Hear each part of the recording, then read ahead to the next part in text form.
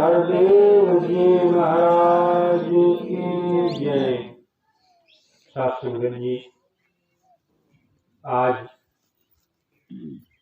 महात्मा जी की अपार कृपा से खनावा इस गांव में साथ संगत जी सत्संग रूपी गंगा का आगमन हुआ है। ये चलता फिरता तीर्थ है साथ संगत जी। मंदिर में भगवान की पूजा करने के लिए आपको जाना पड़ेगा, गंगा जी में स्नान करने के लिए आपको जाना पड़ेगा, मस्जिद में अल्लाह को याद करने के लिए आपको जाना पड़ेगा। मस्जिद चल करके आपके घर पे नहीं आएगी, गंगा जी चल करके आपके घर पे नहीं आएगी। आओ साथ संगत जी, सत्संग रूपी गंगा जहाँ जो चाहता है साथ संगत जी वहाँ पर पावन पवित्र करने के लिए पहुँच जाती है। तो आज कितनी बड़ी कृपा हुई है साथ संगत जी कि हम सभी को इस पावन पवित्र गंगा में स्नान करने का मौका मिला है साथ संगत जी। 1 घंटे से साथ संगत जी जिसको भी आशीर्वाद लेने का अवसर मिला, सभी ने साथ संगत जी अपने अपने हिसाब से, अपने अपने विचार से साथ संगत जी इस परमपिता परमात्मा का गुणगान गाने का प्रयास किया। साथ संगत जी, कितना सुंदर अवसर है, कितना आनंद की घड़ी है। नहीं तो साथ संगत जी संसार में आनंद कहाँ है। इंसान केवल साथ संगत जी दुख और सुख, सुख और दुख, इन्हीं में साथ संगत जी गोता मारता हुआ अपने जीवन को समाप्त कर देता है। लेकिन साथ संगत जी जीवन क्यों मिला हुआ है उसके समझ में बात आती नहीं है। आओ साथ संगत जी, यक्ष ने युधिष्ठिर से पूछा कि पानी से पतला क्या है।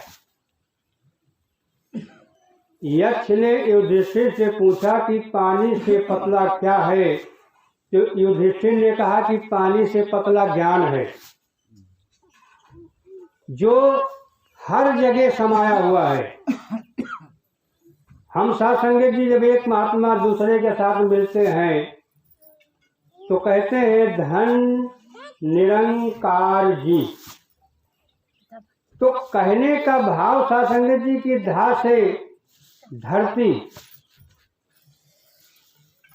न से नभ। धन का मतलब हो गया कि धा से धरती और न से नभ अर्थात आकाश। तो धरती और आकाश के बीच में साथ संगत जी हमको ये ज्ञान मिला हुआ है। धरती और आकाश के बीच में ये परमात्मा एकदम खुला दिखाई दे रहा है।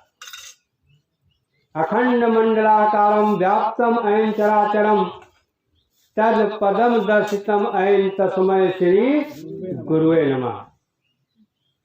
जिसका कोई खंड ना हो वो साथ संगत जी परमात्मा है।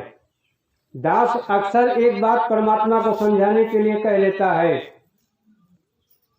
कि जैसे श्री कृष्ण ने अर्जुन से कहा कि मुझे शस्त्र नहीं काट सकता है, मुझे हवा नहीं उड़ा सकती है। तो दास अक्सर एक बात समझा देता है कि आप अगर कमरे में बैठ जाइए, अंधेरा रात के समय, दरवाजे को बंद कर लीजिए, खिड़की बंद कर लीजिए, अंधेरा आपको दिखाई दे रहा है। ब्रह्मज्ञानी को उसी तरह से परमात्मा दिखाई दे रहा है। जिस तरह से अंधेरे में हम बैठे हैं और अंधेरा हमें महसूस हो रहा है कि आगे भी अंधेरा है, पीछे भी अंधेरा है, दाएं भी अंधेरा है, बाएं भी अंधेरा है। अंधेरे को हम पकड़ नहीं सकते, अंधेरे को हम तलवार से काट नहीं सकते। अंधेरे में हम चाहे जितना तेज से पंखा चला दें, अंधेरा उड़ नहीं सकता है।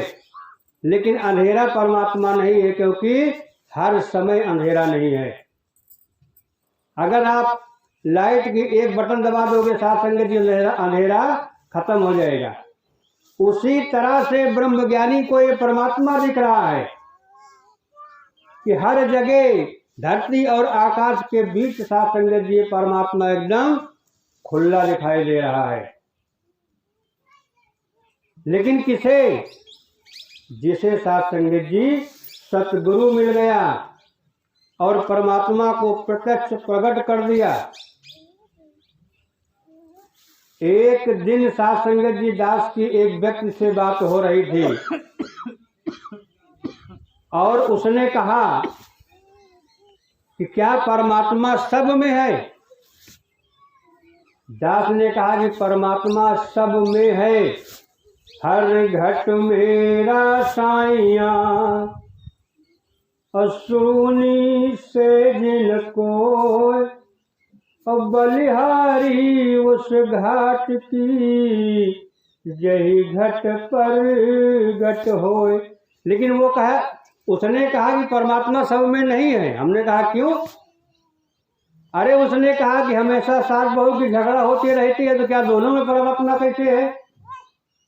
भाई से भाई की झगड़ा होती रहती है, दोनों में कैसे परमात्मा है? उसने कहा पड़ोसी की पड़ोसी से झगड़ा होती रहती है, तो दोनों में कैसे परमात्मा है? दास ने कहा ठीक बात कह रहे हो, हिंदू और मुसलमान से भी झगड़ा होती रहती है। तो कहने का भाव था संगत जी, परमात्मा सब में है, बिन सत्संग विवेक न होई, और राम कृपा बिन सुलभ न सोई। बुद्धि सबके पास में है, मन सबके पास में है, लेकिन विवेक सबके पास में नहीं है। और जिसके पास विवेक नहीं है, आप उसे चाहे जितना समझाने का प्रयास करो, क्योंकि मन को अपने कब्जे में केवल कर सकता है तो विवेक, बुद्धि नहीं कर सकती है। इस संसार में बहुत से बुद्धिमान लोग हुए, लोहे को आकाश में उड़ा दिया, लोहे को आकाश में उड़ा दिया, इतने बुद्धिमान लोग हुए, लेकिन विवेक सबके पास नहीं हुआ। और जिसके पास विवेक हुआ, आज उनके विचारों की पूजा हो रही है साथ संगत जी। और विवेक उसी के पास हो सकता है जिसके ऊपर राम की कृपा हो जाए। अंगुलमान एक संत हो गया, अंगुलमान एक, दास ने समझाया उसको कि अंगुलमान संत हो गया, लेकिन कभी वो असंत था। बुद्धि तो थी उसके पास में, क्योंकि वो संकल्प कर चुका था कि मुझे 1000 लोगों की अंगुली काटना है। अंगुलमान जो था वो संकल्प कर चुका था कि मुझे 1000 लोगों की उंगली काटना है, और 999 लोगों की उंगली वो काट चुका था। एक केवल उंगली काटने बची थी, क्योंकि उसकी माता जी अक्सर उससे मिलने के लिए जाया करती थी और उसे समझाती भी थी कि बेटा ये गलत काम कर रहे हो। लेकिन जब एक व्यक्ति बचा एक उंगली के लिए, तो उसकी माता भी जाने को बंद कर दिया। अब उनके भी विचार में आ रहा कि कहीं ये मेरी उंगली काट करके ये ख्याल न पूरा कर ले। तो सत्संग जी, बुद्ध जी उसी रास्ते से जा रहे थे। एक व्यक्ति उनको बुलाया, बोला महाराज रास्ता बदल दीजिए, इस रास्ते से आप मत जाइए। बुद्ध जी ने कहा क्यों? उन्होंने कहा कि एक अंगुलमान का नाम का डाकू है और वो लोगों की उंगलियां काट ले रहा है। एक उंगली केवल काटने के लिए बची एक व्यक्ति की, और आप जाएंगे तो आपको छोड़ने वाला नहीं है। बुद्ध जी ने कहा कि अभी तक तो मैं रास्ता अपना बदल देता, लेकिन अब मैं रास्ता नहीं बदलूंगा। सत्संगत जी, बुद्ध जी जैसे ही उस जगह पहुंचे और बुद्ध जी चलते जा रहे हैं निडर होके, क्योंकि जब शरीर को छोड़ना ही है तो डर काहे का। शरीर छोड़ना ही पड़ेगा, क्योंकि शरीर कहते हैं जीवन है 4 दिन का और पल का नहीं ठिकाना। जीवन निर्धारित किया गया है 4 दिन का। पहला दिन है बाल्यावस्था, दूसरा दिन है किशोरावस्था, तीसरा दिन है युवावस्था और चौथा दिन है वृद्धावस्था।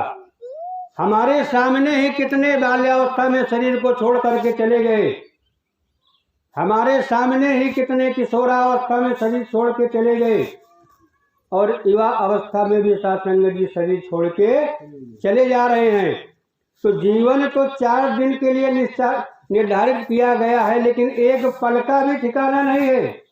रात को सोया, सुबह मालूम पड़ा कि शरीर छोड़ दिया, रास्ते से चला जा रहा है, एक्सीडेंट हुआ, खत्म हो गया। तो हर संत कहते हैं कि इस शरीर को छोड़ने के लिए हर समय तैयारी बना के रखो,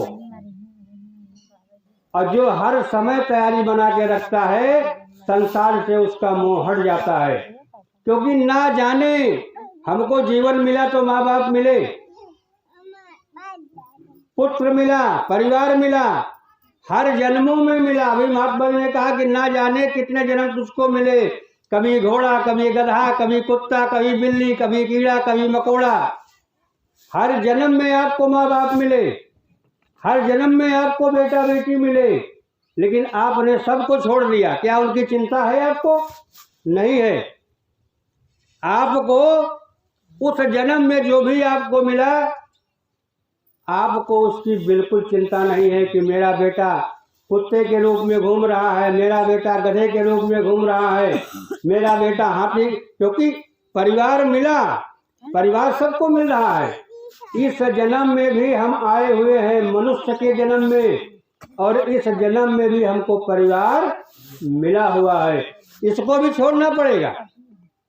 आज से 100 साल के पीछे इसी गांव में अगर आप जाइए तो आज के 100 साल पीछे रहने वाले, हो सकता है कोई एक आध वृद्ध बचा होगा तो बचा को नहीं, सब चले गए पूरे गांव को छोड़ करके।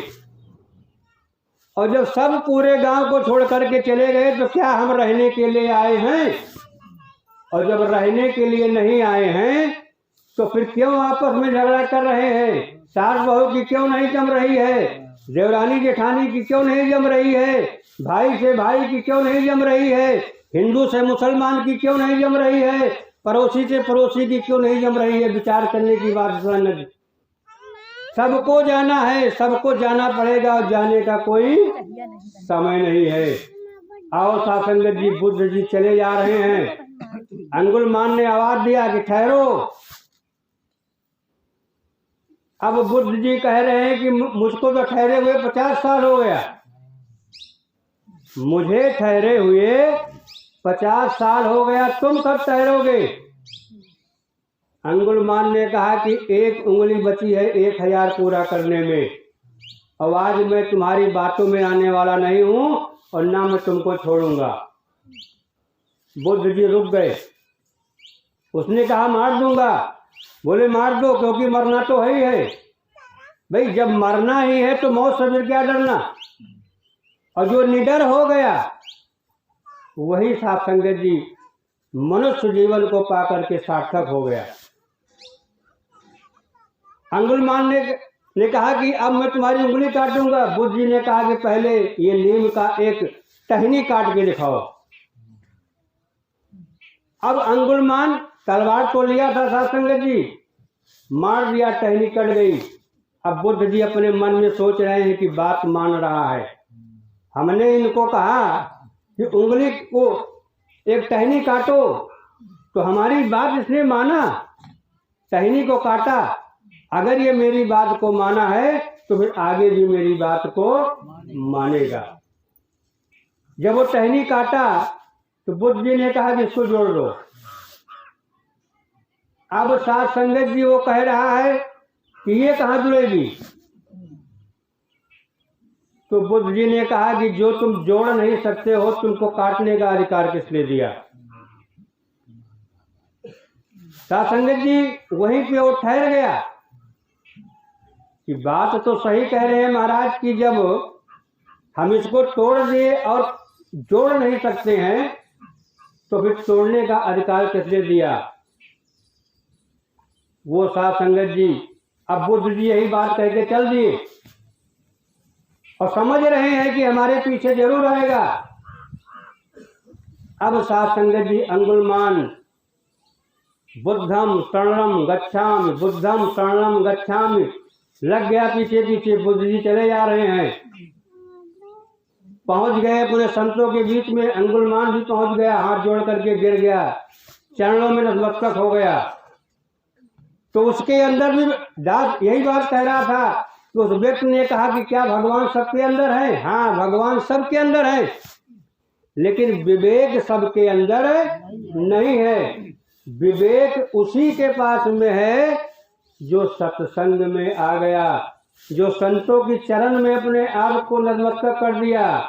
तो आओ साध संगत जी, आज सदगुरु यही बात बता रहा है।